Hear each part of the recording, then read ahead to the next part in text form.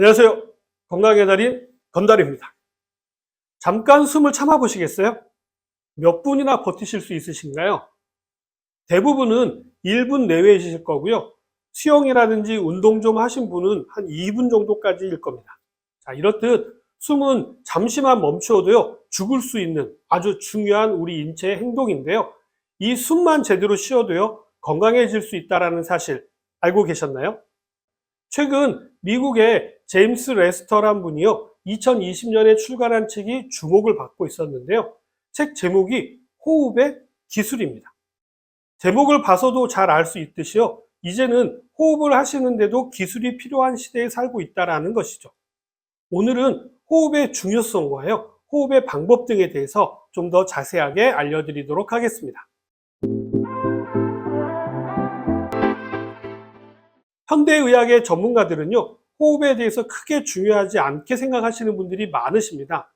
사실 관악기라든지 아니면 운동을 배우실 때도요, 호흡의 중요성에 대해서 배우게 되는데요. 올바른 호흡법을 배우지 못하면요, 악기를 부는 동안에 어지러움을 느낄 수가 있게 되고요. 또 운동의 컨디션을 최대로 끌어올리지 못할 뿐만 아니라 호흡 하나만으로도요, 몸이 상하는 일도 일어나기 때문이죠. 더군다나 시간이 지날수록요, 공기 중의 산소는 예전에 비해서 조금씩 줄어들고 있고요. 또 현재의 호흡이라고 하는 것은 그 중요도가 높아지고 있는데도 불구하고요, 대부분의 사람들은 그 중요성에 대해서 이해하지 못하고 있다는 것이죠. 호흡만 잘해도요, 훨씬 더 건강하고 더 오래 사실 수 있다는 것입니다. 현대인들은 대부분 호흡 능력이 현저히 나빠져 가고 있습니다. 그렇기 때문에 숨 쉬는 방법만 바꾸어도요, 훨씬 더 건강하게 사실 수 있는데요. 운동이 중요하다든지 아니면 음식이 중요하다라는 이런 이야기들은 많이 하고 계시지만 호흡에 대한 이야기는 많이 하지 않고 있는 것이죠. 저도 이번 영상을 준비하면서요, 많은 생각을 하게 되었는데요. 우선순위에 있어서 호흡은 1순위였구나라는 것을 생각하게 되었습니다. 사실 저는 식품 영양과 자연치유학을 전공하다 보니까 식품 쪽에 집중된 내용을 많이 말씀드렸었는데요. 물론 자연치유 쪽에서 다양한 요법들도 활용하고 있지만요, 호흡을 다루어 본 적은 많지 않았던 것 같습니다. 그래서 이번에 호흡에 대한 전반적인 이야기를 해드리려고 합니다. 현대인들은요, 왜 호흡을 제대로 하지 못하게 되는 것일까요? 가장 큰 원인으로는요, 치아의 부정교합을 이야기하고 있습니다. 치아가 가지런하지 않은 동물은요, 오로지 인간이 유일하다고 하는데요. 자, 이러한 현상은 식생활과 관련이 깊습니다.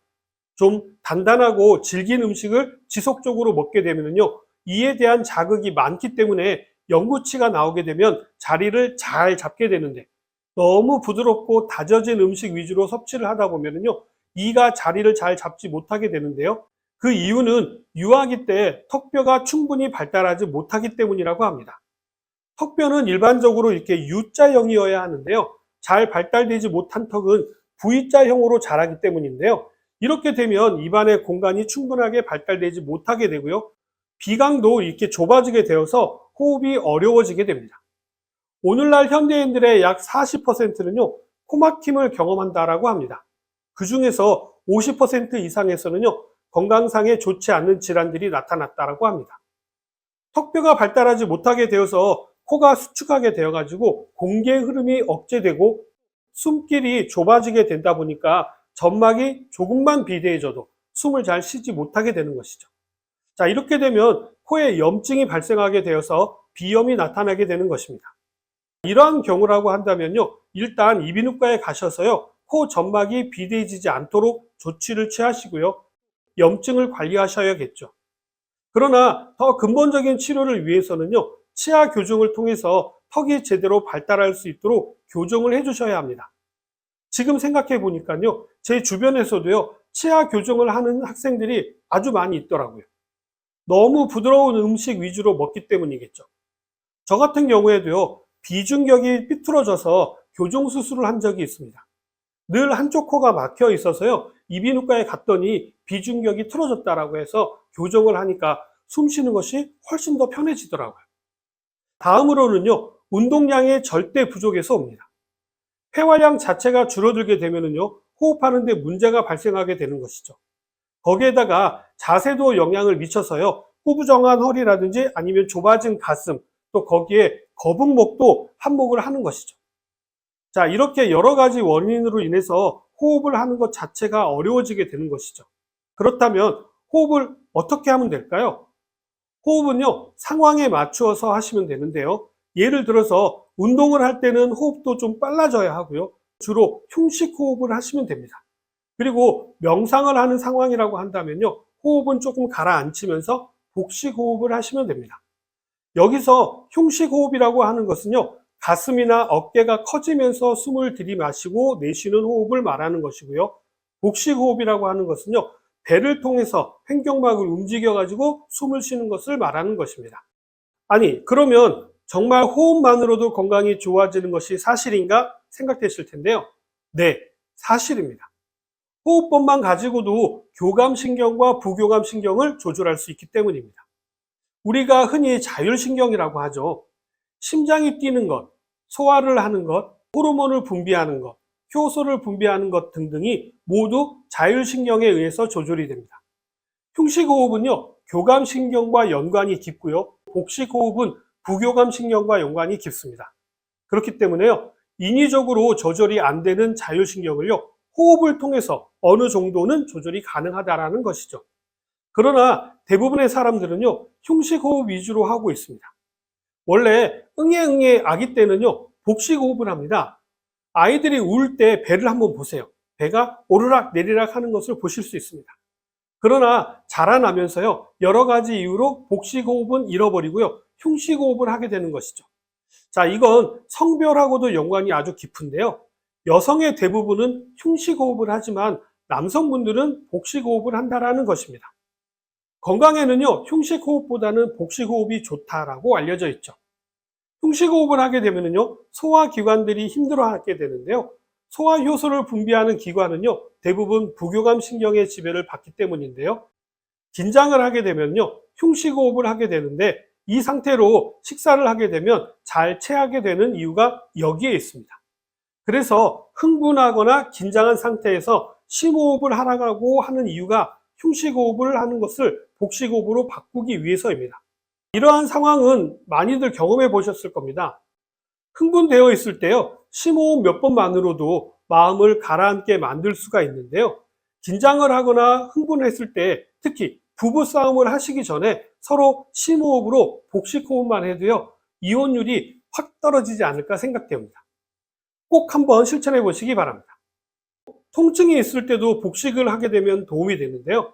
흉식호흡을 하게 되면 교감신경이 우위가 되어서 통증을 더 크게 느끼게 됩니다. 자, 이때도 복식호흡을 하게 되면요, 통증이 훨씬 더 줄어드는 것을 알 수가 있는데요. 이 내용을 활용해서 만들어진 것이 산모가 아이를 출산할 때 하는 라마즈 호흡법인 것입니다.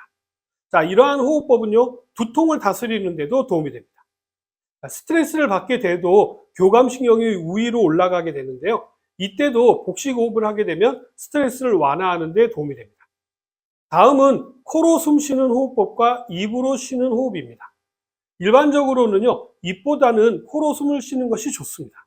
코에는요, 코털을 비롯하여서 코 속에 점막이 있어서요, 1차적인 면역작용이 일어나기 때문입니다. 거기에다가 적절한 온도와 습도를 조절해서요, 폐로 공기를 이동시켜주는 역할을 하기 때문에 코로 숨 쉬는 것이 중요합니다. 이렇듯 코로 숨을 쉬는 것이 자연스러운 일인데요.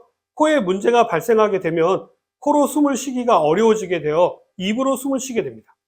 자, 우리나라 30세 이상의 성인의 경우에는요, 약 45% 정도는요, 가끔 코를 골고요, 25%는 거의 매일 코를 본다라는 통계가 있습니다. 이 중에서 30% 정도는요, 수면 중 무호흡증까지 있다라고 하니까 우리나라 사람들의 코의 문제가 얼마나 심각한지 알 수 있겠죠.